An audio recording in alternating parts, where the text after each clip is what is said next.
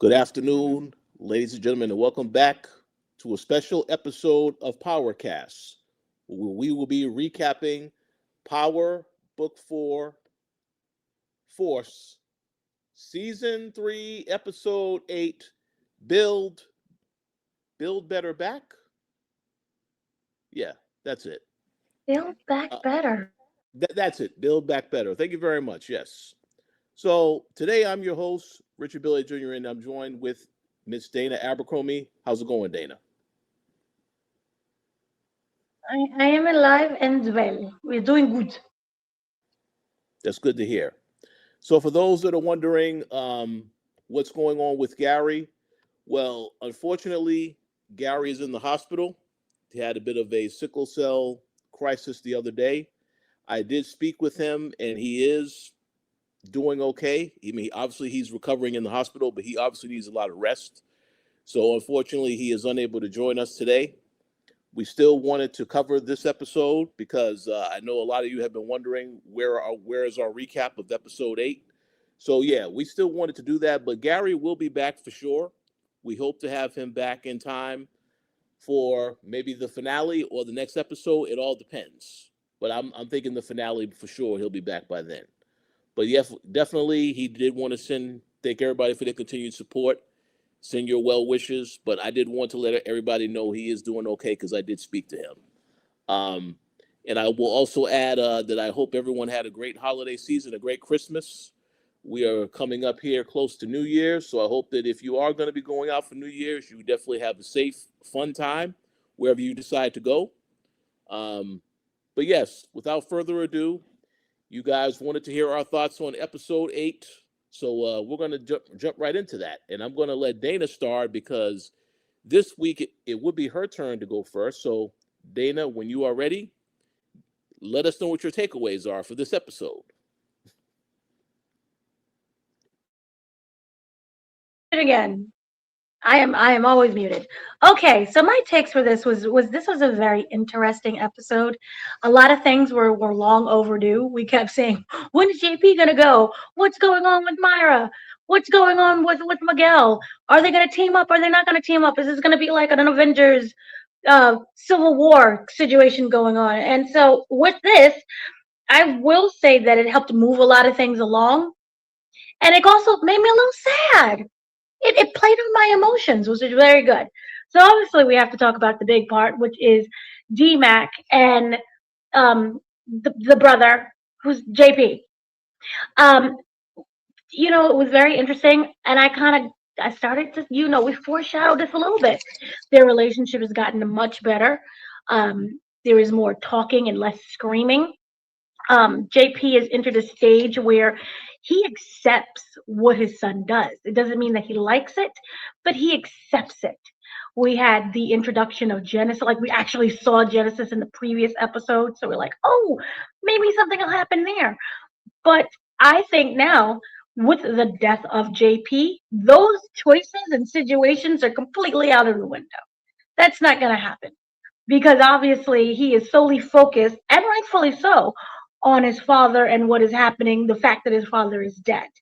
Um, and I think kind of going with the power universe of everything, even you can go and say Disney, a family member has to die in order for you to grow and become your own person. And so with JP not being there as that social that network, of more that safety network of someone I can remember he said to him, you're always invited. This is your home. You can always come home. You're always here. That is no longer there.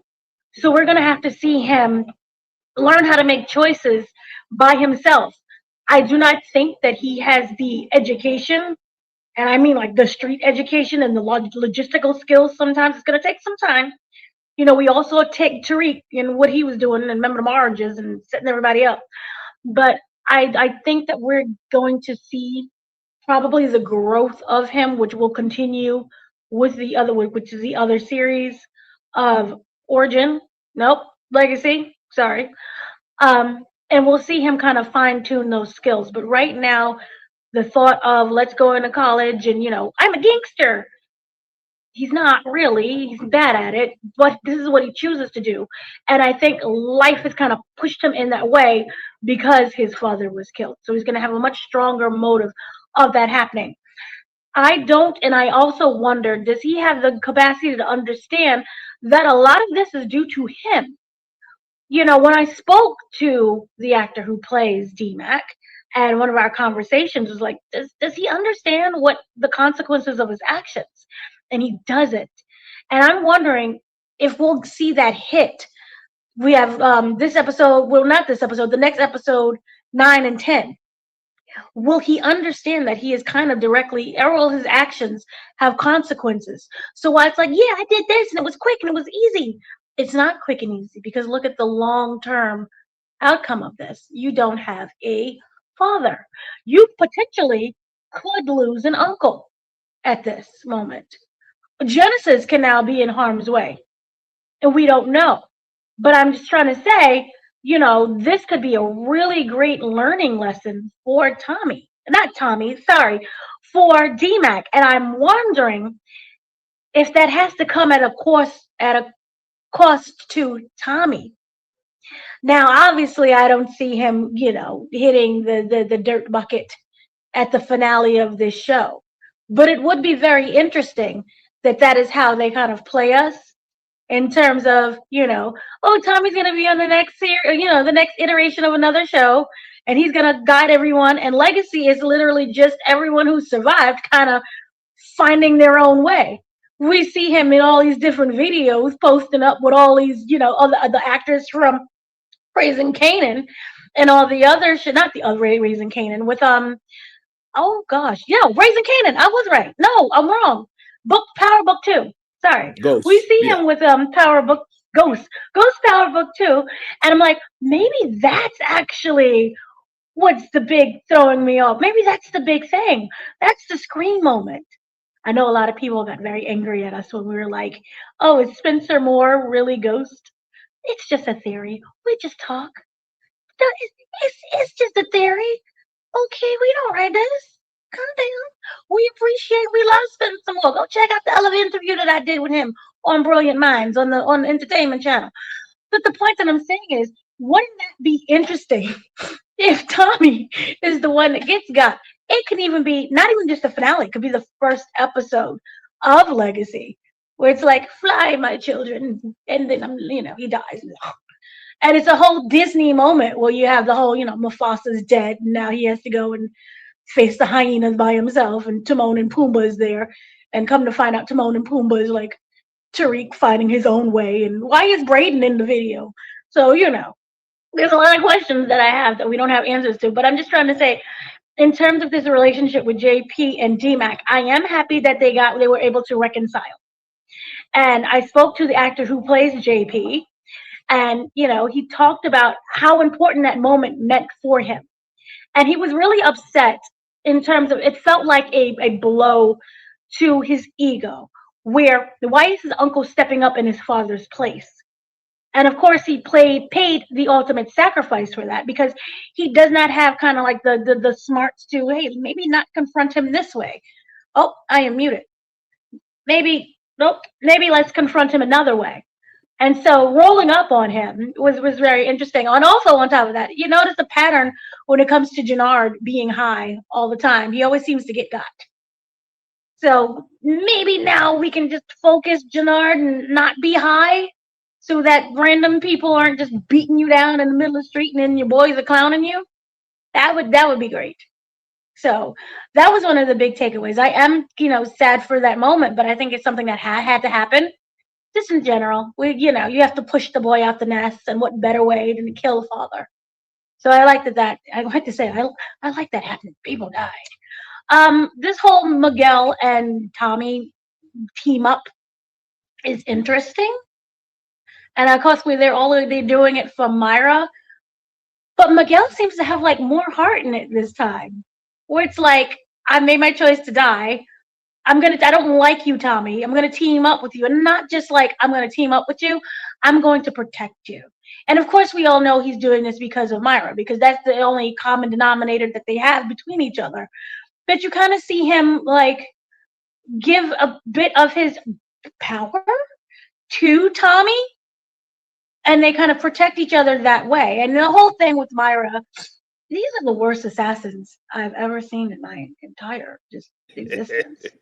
Them going after, like, what are we, like, I'm paying you this much money, you work for this big time cartel people, and like this is what you're doing.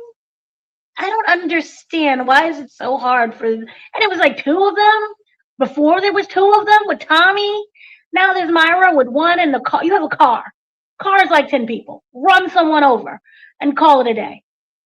No, we're not doing that. This is the worst assassins. But um I kind of like the fact that now Tommy and Miguel and Myra have formed their own little family. And they're all getting along at the moment. We've seen them try to kill each other. Now it's just like this flip of, I love you, hombre, whatever you say. So I find that to be really, really fascinating. But I don't, I'm wondering this when it comes in terms of the writers. Are they softening us up for Miguel's death? Because I feel he has to die, period. It's nice to see him working with Tommy and being sweet and loving and, the great little uncle. He's a terrible person. We've seen this in season 1. He's pretty stinking awful. When he has to pay for his sins. So he has to die. And again, how do you have all these assassins and you're not taking them out? And so I think that this is the point where, was it, is it Ortega? I'm getting people confused. But the guy who set out the hit for him, yes, Richard, you know names. Yeah, yeah. You said set up the hit for Miguel. For Miguel. Yes, the guy. It's not Yeah, Ortega. yeah, yeah, It's yeah, yeah, yeah, yeah. Oh, yeah. Ortega in the Martez cartel. Yeah, that's correct. Yes, the Martez. So there's a Mart. Yes. So the guy who's, I think, is going to come to a point where he's going to just have to probably do it himself. We're going to have that Thanos moment. It was like, fine, I'll do it myself. And then he gets up off his throne and he does it because he's the worst assassins ever. So I do think that Miguel is going to get got. He has to get got. And I think they're really kind of softening. I can't pronounce words, but they're making everything really like nice and cute, so that when the death does happen, it's going to be strong and powerful, and people are going to cry. Kind of the same thing that they did with D-Mac and JP. Oh my gosh, they're having this conversation. Oh, they're hugging. They love each other. And then you look up and JP's dead. So I wonder how that's going to come into play. But he does have to die. And Myra, she's like, I thought about this. I'm with you, Tommy. But when things really start hitting the fan, is she going to really be there? Is what I'm wondering. It's cute to say like, hey, I got your back. But when bullets start flying, granted, she was almost, murdered her own self. Are we going to get ideas of maybe we should not have this child and I should run for my freedom? That is something that I am wondering about. So I think that is an interesting dynamic that they did play, kind of we're getting towards the end, which that is an argument in itself when it comes to like how frustrated I am, because again, this could have been moved up a couple episodes. So then also in regards to that, I think again Bobby is a very strong contender to being the person that ends up not even getting Tommy or becoming a big threat to Tommy. And I say that because Stacy is dead, and I strongly hope and believe and pray Stacy had some kind of a backup plan, or even though we did not see it on screen, where Bobby was like, "What's wrong?" And then she was like, and he knew that it was Tommy, but he does not know the details, and maybe we don't know because it wasn't shown on screen. But the fact that he would be so bold to then call Tommy, why were you picking up the phone? But the fact that he called Tommy and to let him know, I know it was you. You did this. I am wondering, what is he willing to do to kind of get Tommy? And I'm wondering if he's willing to sacrifice his career for this. But then I'm kind of wondering if we got to do everything legally, because we've seen so many times Ghost, Tommy, Kanan, and everyone else, Tariq, get off on a technicality. So I'm wondering if we're gonna have detectives and authoritative legal figures actually be competent this time and do it the right way, and Tommy could get got that way. So I'm wondering what is going to happen, and I will pass it over now to Richard for his thoughts. Okay, first and foremost, outstanding takeaways from Dana as always. My initial thoughts about this episode, yes. I do agree that it was an interesting episode. I am going to, however, say again what Dana said before. It does feel as though now that they're getting to the end of the season, you kind of expect major things to happen in these episodes. Obviously, the previous episode we saw Stacy get taken out, so you kind of figure, okay, it's 8, 9, 10, 3 episodes left. That means something has to happen to a major character, right? And this is probably a trend that will continue. So in this episode, obviously, we saw JP get taken out. I will say right off the rip, yes, that was a very emotional scene for JP getting taken out. But again, it made sense for that to happen because JP, before that even happened in this episode, Tommy had warned him when he told him that Jenard and them tried to take out D-Mac. He said, "Oh no," he said, "Don't do anything, JP."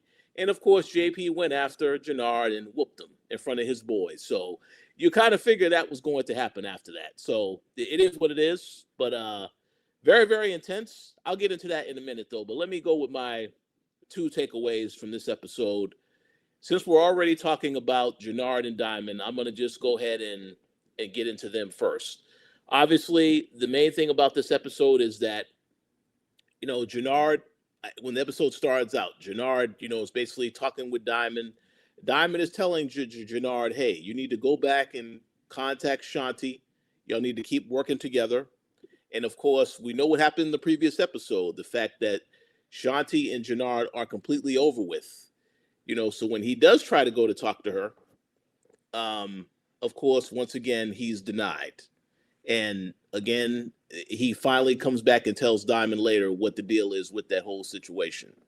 Now, what we also learn about Shanti is that, again, we already knew she has an inside man that's working for CBI. This is how they're able to find out information and try to keep their eyes on what Diamond and Jenard are doing. So we need to see where they're going with that storyline.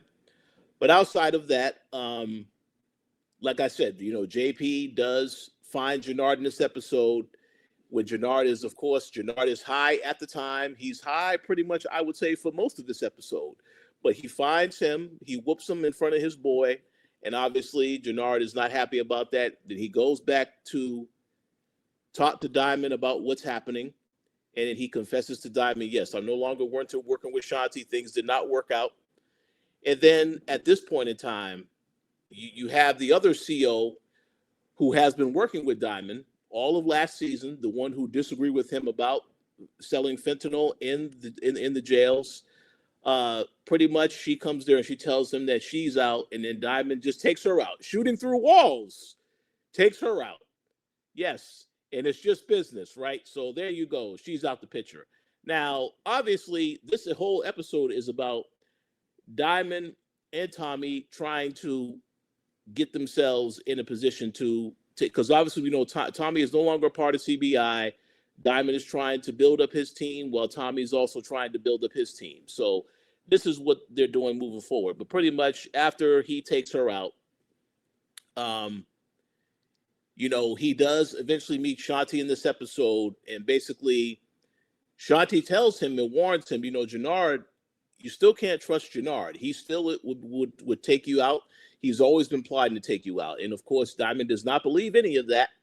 Obviously, Diamond knows that he trusts his brother. They've been on a good rapport for most of this season. Things are somewhat squashed. They're trying to move on and do what they have to do for CBI. But he doesn't believe anything that Shanti is saying. And again, he also does not really understand that Jenard is really back high. And I want to see where they're going with that because Jenard, this entire episode, they're telling you as a viewer, Jenard is clearly still high on the product. There was a scene where he was talking with the guys right before he got beat up by JP, where you see him once again snorting the stuff. So this guy is a loose cannon. Let's see where they go with that.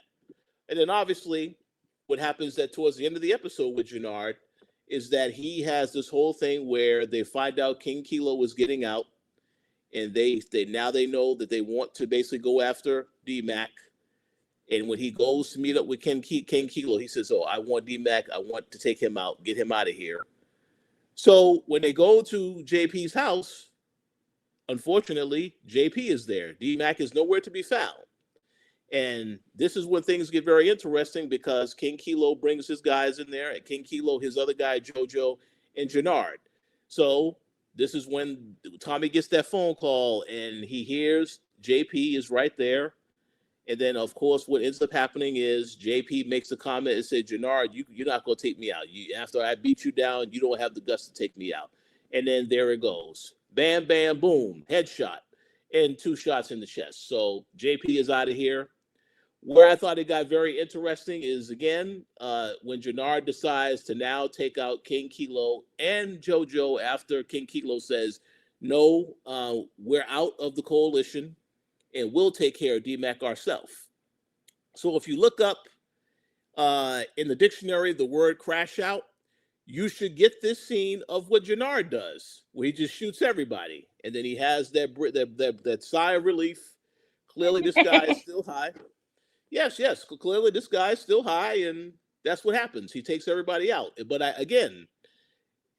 want to see where they're going with this, because obviously you're taking out JP. Tommy is furious about this, and obviously I want to see what happens in the next episode.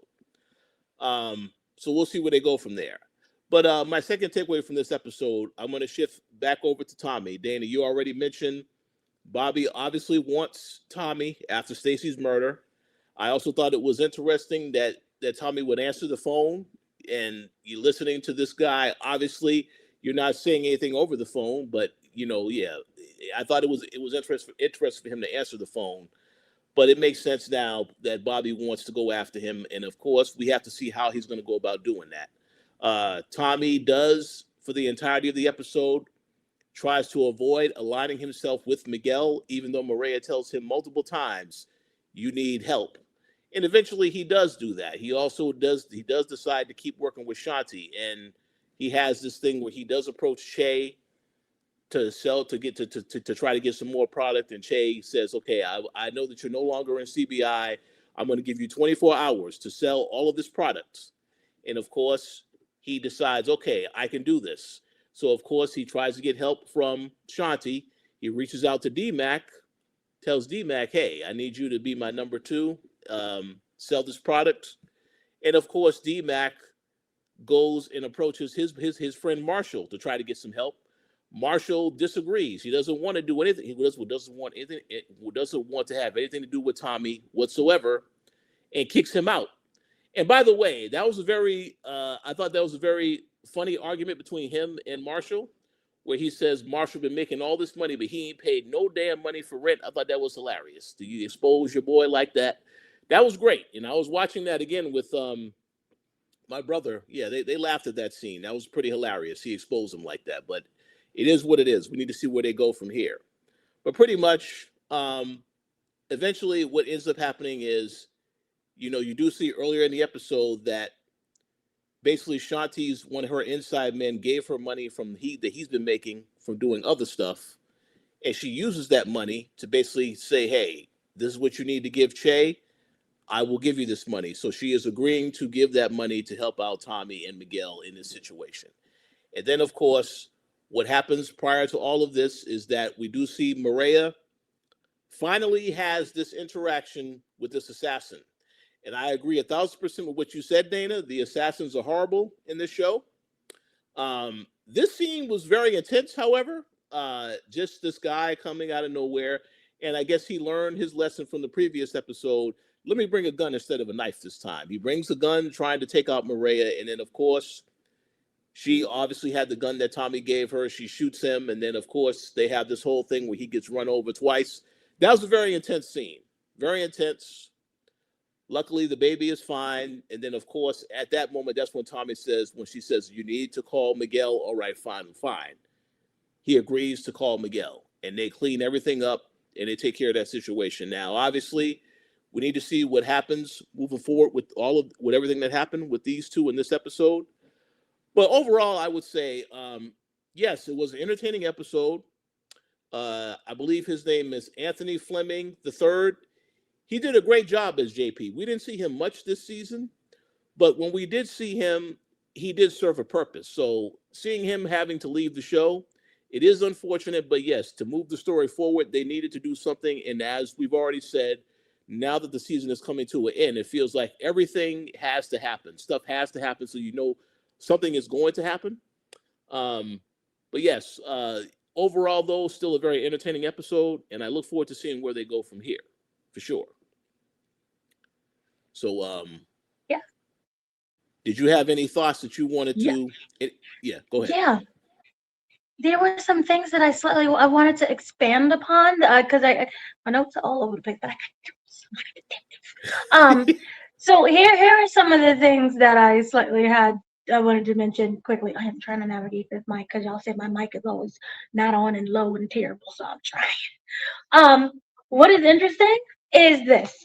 Shanti, I am so sorry for complaining about your character. I think that she is actually, once she pulls back and she's less aggressive, we gotta kill Diamond, we gotta kill Tommy, we gotta kill everybody. She is actually one of the most smartest people on the show. And I say this because she is slowly starting to worm her way into the big player circle without stepping over toes, without announcing, I'm here to take your spot. That whole interaction remember when Shanti paid Miguel the money? That was like, oh, I got it.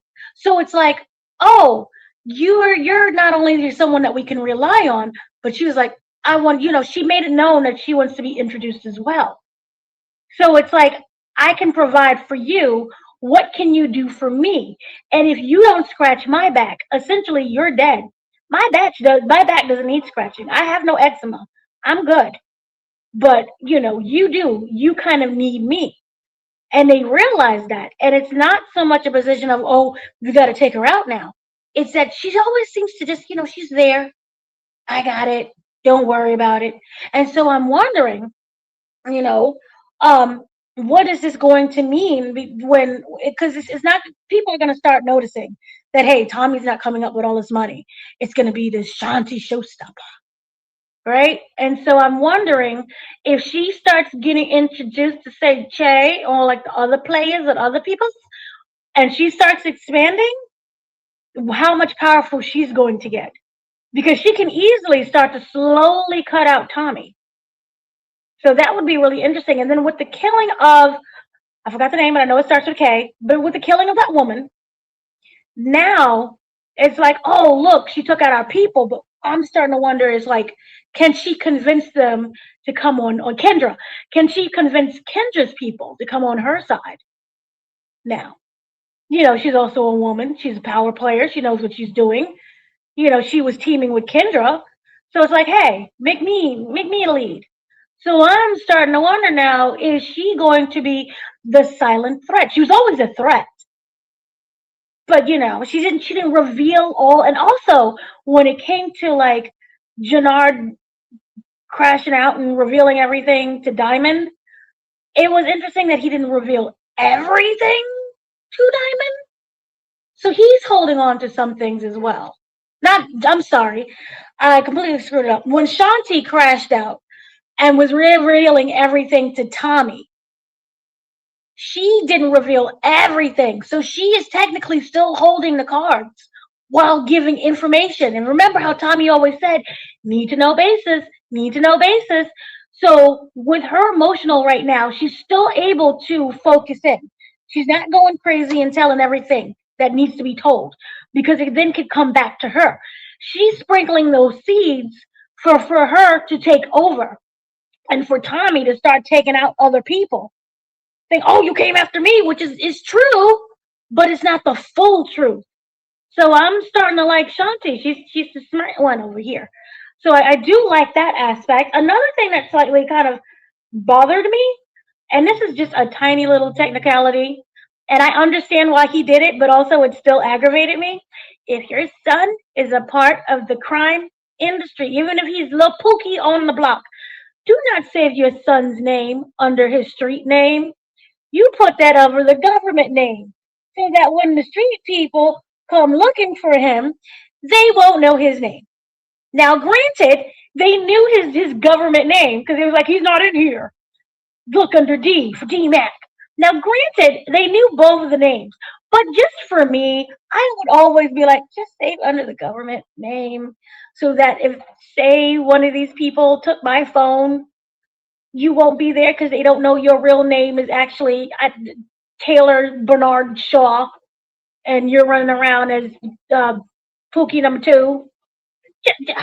I don't know. That's a pet peeve of mine. I know y'all attack me for just having basic technical use, but another thing that I kind of wondered about was we knew that JP was like, I'm never going to tell you where my son is. You're going to have to kill me. And I get that, but he kept provoking Jenard, which aggravated me because there's a difference between I'm not going to tell you where he's at, you're going to have to kill me, and constantly belittling the man. Where even the boys were like, yeah, you got beat up. Not him.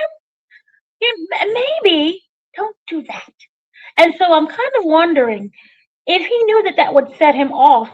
And I'm not necessarily saying that he wanted to die, but what was your end game with constantly being provoked? Or was just that like a verbal get back? I just want to know. Maybe, and you would probably know, is that like a male ego driven thing? Because I spoke to the actor who plays JP about ego, and ego did come into play, but it was more of an ego at Tommy. He was upset at Z-Mac for running to Tommy and Tommy having to take care of situations and JP kind of feeling left out because he was supposed to be the father, and as a father, you're a protector. He didn't feel like he was truly protecting his son. So from that standpoint, I understood. But to provoke someone again and again, I'm starting to wonder, is that just male-driven ego? Because he knows that he could kill you. I think JP was more than ready to die at that moment because he was like, you're going to have to kill me. As a man, can you shed insight into that? Yeah, I think you make a very good point. I do think it was ego driven because earlier in the episode, when he found out that Tommy stepped in and was willing to risk his whole business just to take care of his son, he didn't. I mean, he respected Tommy for that, but he's like, it's my job as his father to be here when he needs me to protect him if needed. So yeah, this was about an ego thing, but also I will add that when he beat up Jenard, he made the point about, yeah, you wouldn't expect somebody like me to beat you down. And I think that also, he may not have liked how maybe Jenard spoke about him in the past. So he wanted to make a point to make it a point to say, okay, yeah, so I proved that I can whoop you. I did it in front of your boys. So what are you going to do now? What are you going to do now? You're the one that got the gun. Are you willing to pull the trigger? That's what I think it was. So definitely ego driven. But more so, he wanted to be the one to get payback on Jenard because we got to remember that Jenard tried to take out D-Mac before. They had mentioned that before. This is why he was angry for the second time. Jenard has been an issue, and he couldn't really get to Jenard beforehand. So I do understand why he came after him, but he should have listened to Tommy and say, no, don't retaliate that way. Tommy probably had a plan to eventually get rid of Jenard. But unfortunately, yes, he had to jump into that, and unfortunately, he lost his life. There were moments in which I wondered if it was a sexuality thing because he is gay, and the gay slur was used. It's like, oh, bet you didn't think this F slur could do this. So then I was like, oh, is it because you're gay? And he was like, no, it has nothing to do with sexuality. So it's just like it's the very protective father. And it would be very interesting, if DMAC does, I strongly believe he will make it out of this show. If DMAC, does make it out, to know kind of what would happen with him and his mother. I don't recall her being killed. I don't recall her dying or being dead.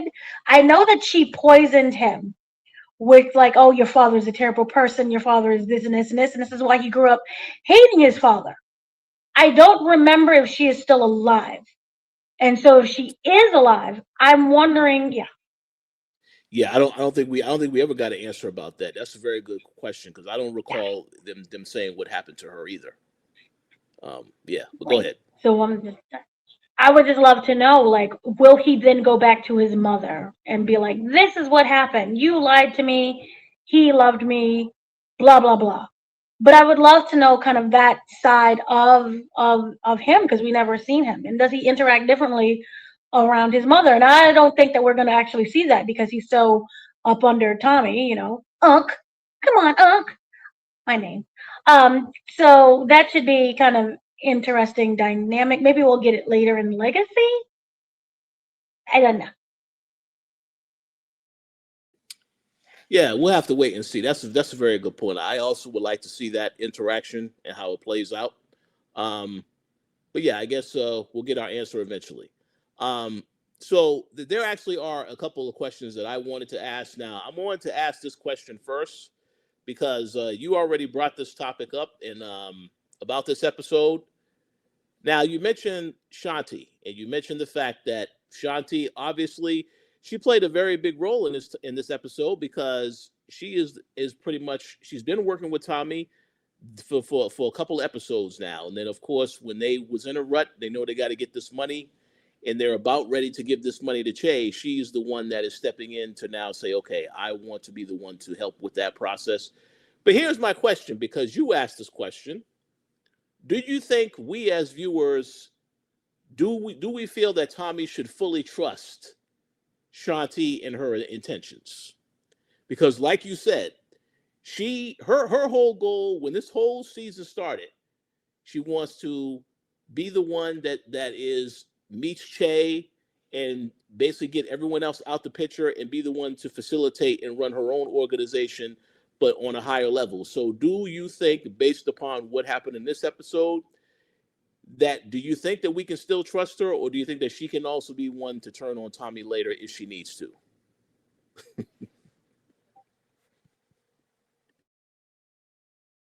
No, I'm like, we know from like day zero, she hates Tommy, and with good reason. Even without the whole Jenard and Diamond fallout situation, Tommy is still this random white boy who came to Chicago, started killing everybody and banging the women. Like, what are we doing? And that is kind of something that's always bothered me since day zero is how do you let this outsider come into your home, poop on your couch, and then tell you to clean it? So, as a viewer, we know that we should not trust Ashanti. We know we should not trust her at all. Um, but Tommy does not have all of the information because she is purposely withholding, and because Jenard is being erratic. We just know that they're not together, which again can make Jenard more of the wild card situation, I think. But the thing with Shanti is she's very focused. I would not keep my eyes off of Shanti at all. But the thing is, I think that Tommy does not have anyone who who is behind him like that. We saw the big falling out between him and Diamond, where Jenard's in the corner, like, yeah, that's my brother. We brothers again. The thing is, he doesn't have anyone to be those eyes. And he is truly distracted. He has Miguel, he has Mireya. Mireya has a baby, which I think they announced was a boy. So they have the boy, which is a whole nother thing now. But they have the boy, Well, and yeah. so he, Oh no, I was just gonna say, yeah, yeah, they don't know if it's a boy or girl yet, but we'll find out, I guess. Maybe. maybe. Yeah. Who knows? But the point is, they have this child, and he's obviously wants to make sure that the child is okay. In order for the child to be okay, Mireya can't die. So yeah. So I'm kind of thinking that he is too pulled away from different things with different pieces moving around. You got the Estradas, the Chays, the Miguels, the Ortegas, everything that you had, the RDs. So you have all these different factors, and he does not have an army anymore. He does not have a coalition. He got kicked out of the coalition too. And I'm not sure of how big Che is in terms of his coalition of people. And Che is someone that I don't know if you can trust him because he's waiting for you to screw up just so he can be like, haha, I can kill you. So I think that he's going to be way too distracted, which again can be that lovely sweet spot for Shanti to come in and be like, hi, I'm here to take over. And, put a bullet in the back of his head and him not even knowing any difference because he was busy dealing with, DMAC running around trying to kill Jenard.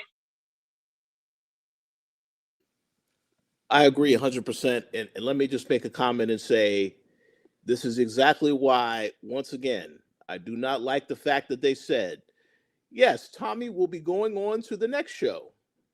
When they essentially announced the end of this show, yes, this is the end of Tommy's story in Chicago, which pretty much is yes. So Tommy will be going on to wherever he goes next. So yeah, because they shouldn't have said that. Just leave us in suspense. But it is what it is. We'll see what happens though.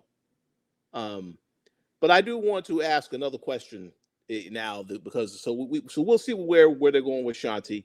I do want to ask this question, however, because in this episode we didn't really talk about this in our takeaways. I want to ask you, what do you think about where they are going with Vic's storyline? Because this character, with the back and forth, and of course, this episode, obviously, he tried to get the drop on Tommy, and then he got arrested by Bobby. And I'm like, obviously, yes, they want to try to get information. They want to try to get him involved in this. But what do you think about what they're doing with this character? Do you think this is a character that they should have taken out already on this show? Or do you have faith that they're actually going to do him justice by the time the season is over? Well, remember, we was like episode 1, season 1. Why is he here? Take him out. He's a joke. With Claudia, and again, I'm still upset that they killed Claudia. I still feel that Claudia should have been the last one surviving. But, I won't be mad if it's actually Vic who lives with his girlfriend, who's actually his wife, in Good Luck Charlie. Anyway, I won't be upset because I do feel someone needs to have a happy ending, and it may only be Vic. Myra could die. Everyone could die. And it's not to say that Vic couldn't die. And it was cute, his little thing when he rolled up on Tommy and then he made him dance with the bullets because that's exactly what Tommy did to him. So I'm like, yes, payback. Get it. Obviously, he was stopped short of killing him because Bobby was like, I'm going to get you, sucker. So, I think that they're keeping him alive and around to either testify against Tommy and then have an escape, testify against Tommy and die before testifying, or just straight up escaping. But I deeply do want him to escape. I think that this show, not just this show, but Power's franchise in general, does not tend to have happy endings for characters. And so what if Vic is actually that only one to achieve the happy ending? I'm slightly confused about the girlfriend because it's like you met him like yesterday, but like you are literally a ride or die. I'm confused about this aspect. Why are you so Team Vic? I don't know you. What is his last name? You know his last name. What is his favorite color? Have we really had conversations now for you to know what his color is? Just for the fact, I don't feel that she has all of the information and she knows everything about him to be like, I'm your ride or die. I'm gonna go, run with you no matter what. I want you to escape with me, Tommy, not Tommy, Vic. But I do think that it's okay if he has a happy ending. He really wants to be done with everything. He got caught up. He thought he could be the best. He clearly wasn't the best. And he's less of a threat. And he's somehow transformed into being less annoying now. Now it's just him like, please let me leave. I want to go. So let him go. He can't do any harm at this point. Literally, he has no one there, and he's just wants to leave. So I'm okay with him getting that happy ending because no one else will. Well, I do agree that yeah, it would be different to see someone get a happy ending. I don't know if he deserves a happy ending. I mean, yes, this entire season he's been jerked around by Stacy and Tommy. So you do want to see him try to get some comeuppance on some of the on one of them. But Tommy is the star of the show, so that probably won't happen. I mean, I don't know what's going to happen, but we'll just have to wait and see. Luckily, like I said, there's only 2 episodes left, so we don't have to wait too much longer to find out what happens with this character. But I do agree 1,000% that Claudia is a much more interesting character. It would have been nice to see her finish out this show as the last Flynn that was still there, but it is what it is. We'll see where they're going with this, though. Go ahead. You're muted. Yeah. I'm muted. Sorry. The question for you is then who deserves a happy ending? Is it someone or is it no one? That is a phenomenal question. And that's a great. I don't know. Maybe Kate. Maybe Kate deserves a happy ending, right? She's the one that's on this journey to try to stay clean. I think it'd be good to see her get some type of happy ending. But in terms of the people that are out here doing drugs and killing other characters, I don't think none of them deserve a happy ending, because then what would they be telling the audience? That yeah, you can do these types of things, you get away with this stuff, and then you get free, you get out the game. That didn't happen for Ghosts. He didn't get out the game. So yeah, I think all of them they can go down at any point in time, but we'll have to wait and see. But that's a great question. I think I would love to see what others have to say, and I hope they comment which character they think deserves a happy ending, if anybody. That's a great question, though. Yeah, I agree. What is I think they can. No, go ahead. What's your answer? I think they can all achieve happy endings if you kill Tommy. I kind of think so. Look, if you really, really look at it, and we'll have this discussion a little bit later on. We've talked about Tommy being the downfall of literally everyone that he comes into contact with, right? You can kind of make that argument with Kate as well. Yeah. So then, Kate, you could go to Tommy. Even though it was the son, Tariq, who took him out, and he had other influences like Kanan, who is not very good.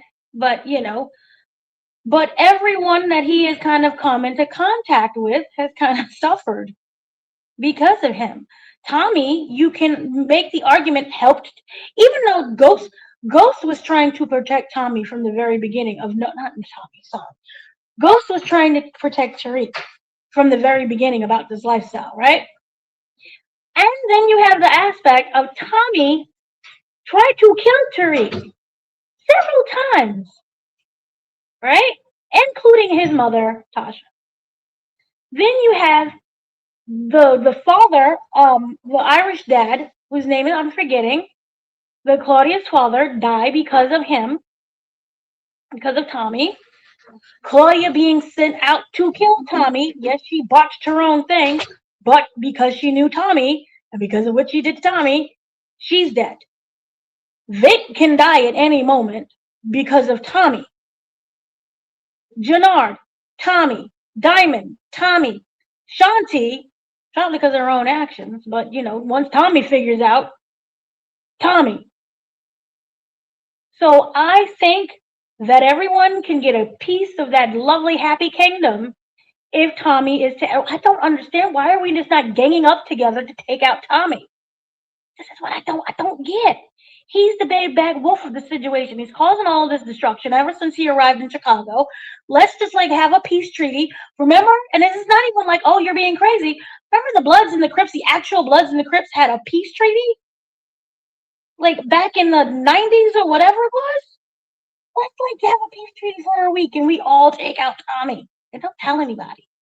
And therefore, there can't be any moles because we're all doing the same thing. I mean, unless Tommy's like, oh, I want to work for you, I don't. But the point is, everybody should take out Tommy and just call it a day, and that's it. And then parade him around like they did with Luigi Mangione in New York City before they killed him. Be like, we got the guy who's destroying Chicago. Call it a day. I don't get it, but yes, that to me, that's the only way that we can have happiness is if you take out Tommy.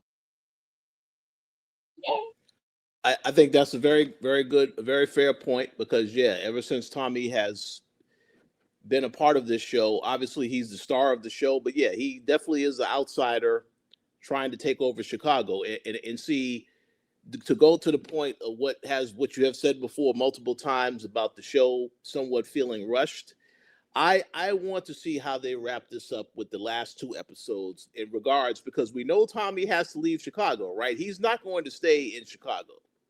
So I do want to see how they wrap this up. But yeah, he's caused a lot of damage, a lot of people's lives impacted by him coming to Chicago. And so, and I do agree. I will say this season, I think it's done a good job of showing you how there are a lot of people that are, again, really angry that this outsider came into their territory and is trying to take over. So, because multiple characters have talked about this throughout the entirety of the season. So I think they've done a good job of showing that. But we'll see where things go from here. Yeah. But then the real question then remains: has Tommy and I know we as for viewers, has Tommy run his course? Yes, we love Tommy. Tommy's great. Tommy's amazing. Bring back the Cadillac. If he's to have a funeral, I want to see his Cadillac like in the procession stand. But the point is, has Tommy reached his course for fans? No, we did not want to see Ghost go. We did not want to see other people go. But has Tommy reached the end for Tommy?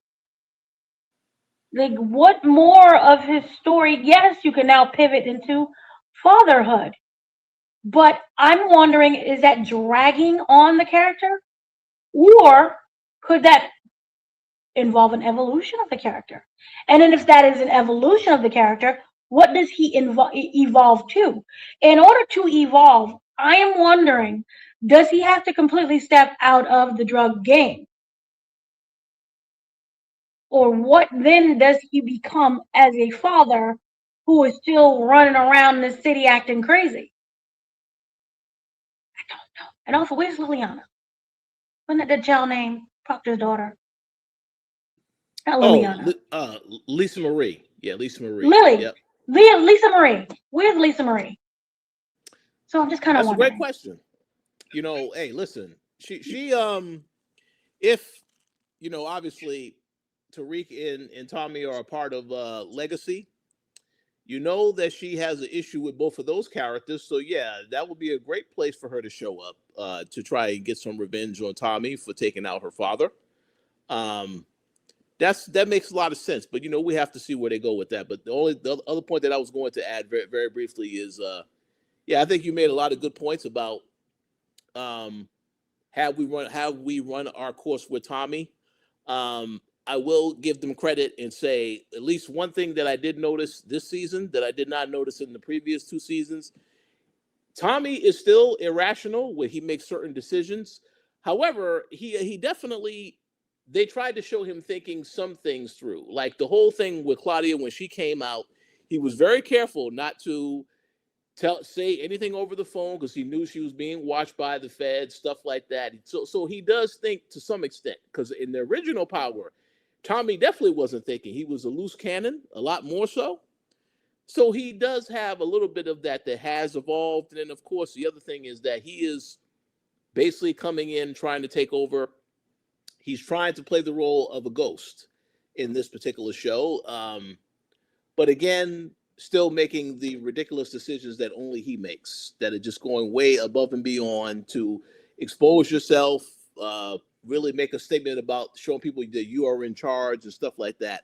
So yes, still very much a crazy character, but yeah, I do agree. That is a great question to see how they can evolve the character further. And I don't know if the fatherhood thing is interesting, but again, I don't really know because again, like Gary said on a previous episode, Tommy has a lot of enemies, and all these enemies, at some point, somebody's going to get to him, right? And then that's when his story comes to an end.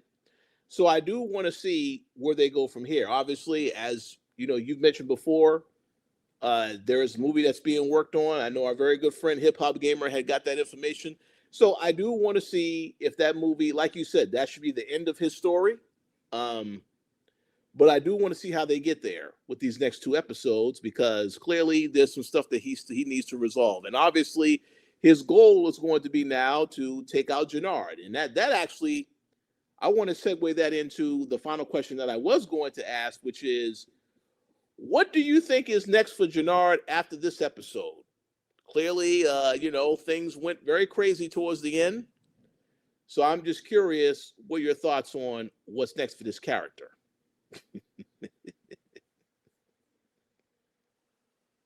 Muted. Okay, so this is the ending of this episode is the one where he killed Kilo, this goes into my question that I had for you. So he killed Kilo, he killed his little friend, and he killed JP. And then he had that look like, oh, I just realized what I did, and I probably shouldn't have did it. Oh, I'm scared. I think that is how we're going to end up with like him in this moment where he realizes exactly what he did and he freezes up. And oh, what's really interesting sometimes is that Jenard is not taking responsibility for what he did. And so I'm kind of wondering, how is he going to present this to his brother? Because now they have a bigger problem. Because with Kilo dead, Kilo wasn't like a random person on the street. Kilo was somebody. And he was somebody with a name and with the people who were behind him. Has he now then caused a bigger war with this entire situation? What is he going to say? JP killed him? And then if he does say JP killed him, does that mean now everyone is going after Tommy and DMAC? And if that is true, who's to say that they can trust him? Because technically he came back and said that we lied to you previously. And everyone's looking at him like, we can't, are you a liar? Just in general? We don't know what this information is. And then on top of that, he's sloppy because he's running around being high all the time. So can we trust the sloppy high guy who has consistently and constantly lied to us about who killed Kilo? Or and then who killed his nephew previously? So we're going to take you at your word that, it was JP who not only beat your behind that we've all witnessed and we, of course, talked about, but then took out Kilo? That doesn't make sense. So he's in a pickle. But let's just say if that does work for like 3 seconds, what then happens? Does everyone flock to his side? Then be like, we're going to trust the crackhead over here and flock to his side, and we're going to partake in this all-out war against Tommy. Tommy doesn't have anyone aside from Shanti and Miguel's people. I don't think the RDs are messing with him at this point. So it's just really those two. Che, you can put Che in there only because like Che is annoyed of everybody. And then who's to say that he doesn't get annoyed? Right now, he could be like the angry father who just beats everyone and just like, I'll just kill him myself. So they really don't have the upper hand in this situation. So the whole thing with Jenard is like he doesn't have the upper hand in this situation either because everyone knows him to be a drug addict. And they keep mentioning, you got that stuff in your arms again. So I think he's in a pickle, and he's going to probably lie his way out of this until he can't lie anymore. And then he just becomes a liability. Oh, so many lies. I do not ever see Diamond taking out Jenard, even though we had that conversation before. This is a completely changed in 180 this situation where they're like, you're my brother. So they're going to be like brothers. And so it's basically Diamond and Jenard against the world, which I'm wondering if that's even enough. I think that with this entire situation, the best thing for Jenard to do is to hide. I don't know if he's willing to hide because, again, ego and drugs. But I think that he is going to just lie his way out of this until he can't anymore. And this is going to just probably end up becoming a disaster for everyone involved. The thing is, every time that he is high, he does something really, really stupid. And then once he does that stupidity, it snaps him out of it. Just like that, when he was like, I'm going to kill Kilo. And then he was like, oh snap, I killed Kilo. What's going on? So that's not very reliable right now as a person. So I think that he is going to just fabricate this and lie his way to get Diamond to help him, and then Diamond is now in trouble because of his dumb brother. Oh, or maybe it could be a sympathy kill, where it's like, I love you so much, but I can't live on with this mess that you've created. And he smothers him with a pillow at night. That's very possible. Um, like I said multiple times on this show, I think Chris Lofton has done a phenomenal job with the character this entire season. I think he's clearly one of the standout performances on the show on a week to week basis. Um, but yeah, the Jenard character is very unpredictable, especially when he's doing drugs. He does all these crazy things, and obviously, and the thing is that I've been obviously I saw the reactions after this episode online. Everyone is like, yeah, that's next week. This is it for Jenard. Tommy needs to take him out. So things are not looking too good for Jenard. So I do want to see where they're going with that. But like I had said, it's going to be a very tragic.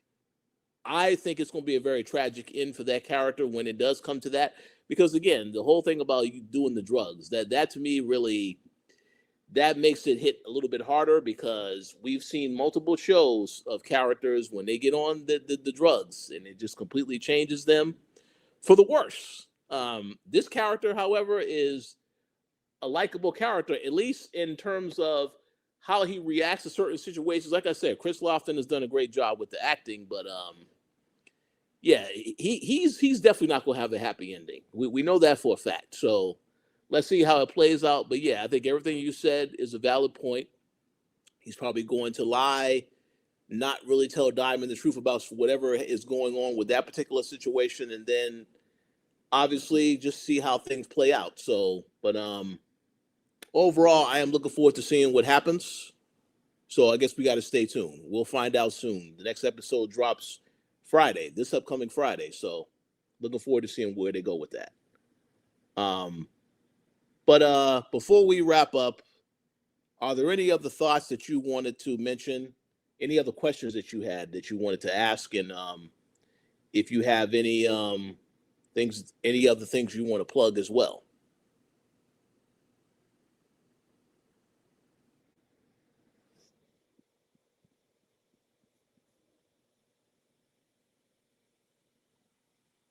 Uh-oh. Well, no, I think Dana stepped away for a second. Yeah, she'll be back.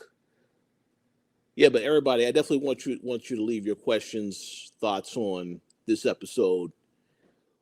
Where you think they're going with the show? Definitely let us know. I think Dana's back now. Yes, sorry about that. No Always problem. have technical difficulties with something. No problem. I just asked if there were any other questions that you had that you wanted to ask, or is there anything other things you wanted to say about the episode before we wrap up?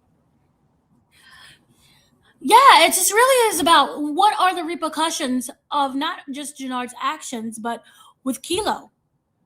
I am really concerned that this is going to be a situation. And then also on top of that, Bobby is someone who is going to investigate. He already knows that Tommy has something to do with it. And so he is going to look at Tommy much closer. But then there are other factors. What's going on with Sang at the same time? We know that he is in the clear because now he is I guess we would be the district attorney. And then with that being said, he's in the clear with, like, he got Ortez out. But what does that mean overall? Is he going to forever be beholden to him? Is Bobby going to start investigating and figuring some things out? They're constantly worried about the tape. We saw when we were, that Sang was the one who kept visiting, what was it, Ortega? I think it's Ortega, Ortez. I'm getting it confused. But he kept visiting the person in jail. And so, is he becoming too desperate? Will he be found out? What's going to go on with that case? Or should we not even be worried about the case at all? Because, they can't really, I don't see them arresting Tommy and Tommy being locked away for life. I just don't. Oh, that would be a really great surprise, but I just don't see it working out that way. Do you see it where they could randomly get all this information up within the next 2 episodes, and now, boom, Tommy is being arrested and charged and now is in jail?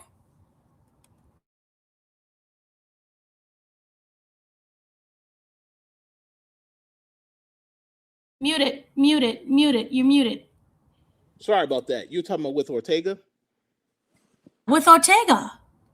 Yeah. You first of all, you did mention Sing. I did want to give a shout out to Sing. We both know that's one of Gary's favorite characters on this show.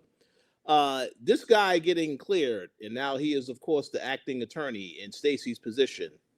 So yeah, getting Ortega out. I do want to see where they're going with that, because the one thing that we have said multiple times on this podcast is, in these power shows, these people that are behind bars, they never stay there for long. And this entire season, Ortega is about, I have to get payback on Tommy. I have to get Tommy. He is the one I want to take out. So clearly, now that he is going to be coming out, I do want to see where they're going with that. I know when we saw the trailer for the next episode, you see that Ortega is out. So I would like to see if Ortega is now going to be the one to, like you say, I'm going to do it myself. Forget about these assassins that are doing a horrible job. Let's see Ortega get his hands dirty, and I do want to see where they're going with that. But overall, yeah, I also want to see Singh go down too, because this guy, it feels like you can't let these guys continue to get away with all the stuff that they've been getting away with. And they've given Singh multiple times to work and do what he needs to do. There's certain stuff that he didn't tell them in a timely manner. That character should have gotten taken out a long time ago. So I do want to see where they're going with all this stuff. But we'll see what happens.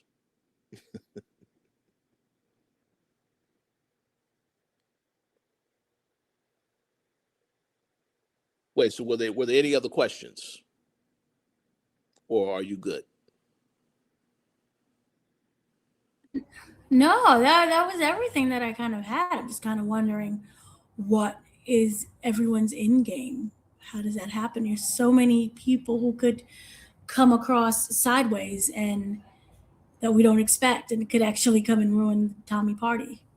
So I'm wondering what's going to happen with that situation. And with Vic, he just wants to flee, and what does that mean? Is he not even like, is he able to, but who is he going to work with?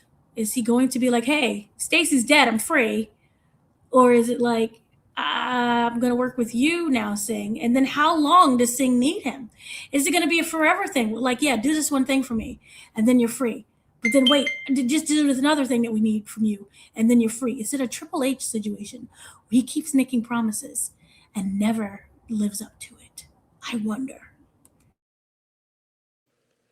That's a great question. Well, one thing that we do know is that the F in Flynn stands for flee. So yes, I do expect him to try to do that. We'll see what happens with that, though. We'll find out. Yes, we shall. But yes, I think that pretty much wraps up our thoughts on episode 8 of Force. Definitely leave your comments below. Let us know what you thought about the episode, as well as what you think is going to happen in episode 9. I also hope everyone, once again, has a happy New Year's, and we will definitely be back to talk about episode 9, so stay tuned for that. But until then, take care. Shout outs to everybody that leaves the comments and the continued support, and we will talk to you all next week. Yay.